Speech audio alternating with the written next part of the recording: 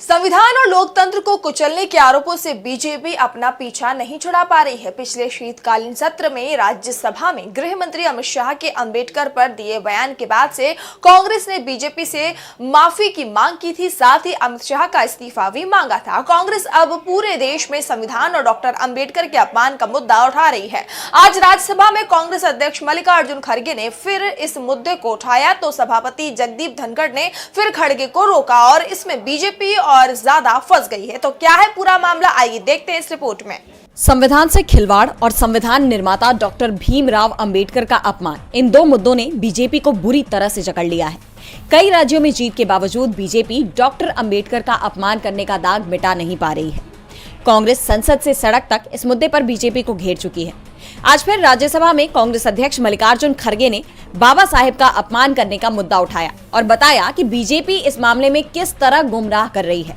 तो क्या कहा खड़गे ने, आइए देखते हैं। सर प्लीज मैं आप पेशेंटली नहीं, आप तो जो डिटेल कॉन्स्टिट्यूशन के बारे में यहाँ पर जो व्याख्यान हुआ,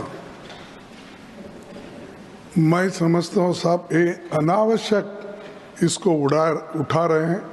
और डॉक्टर अंबेडकर, बाबा साहब अंबेडकर ने जो कानून बनाया यानी कॉन्स्टिट्यूशन बनाया, उसको कंट्रोवर्सी में लाना चाहते हैं और उसको कंट्रोवर्सी में लाकर ये कहना चाहते हैं माननीय वहाँ पर कृष्ण जी अंबेडकर जी की भावना को परिभाषित किया जा रहा है। अरे आप सुनिए तो सुनिए, अंबेडकर जी ने जो अरे आप सुनिए तो जमीनी हकीकत होनी चाहिए। आप सुनिए साहब, आप सुनिए, आश्चर्य है। नो आप सुनिए, इतनी ऐसा नहीं कर सकते। मैं बोल रहा हूँ, सुनिए आप। सर, जब कॉन्स्टिट्यूशन 1950 में इम्प्लीमेंट हुआ, उस वक्त बाबा साहब अंबेडकर भी जिंदा थे, जवाहरलाल नेहरू थे, वल्लभ भाई पटेल थे, सभी कॉन्स्टिट्यूंट असेंबली के मेंबर थे। तो उसमें कोई बदलाव उस वक्त आपको नहीं दिखा। और आपके जो मुखर्जी है वो भी थे, लेकिन आज आप नए नए शब्द ला रहे। कोई विक्रमादित्य की फोटो बोल रहा है, कोई कृष्ण की बोल रहा है। वो कहाँ है संविधान में, मुझे बताइए।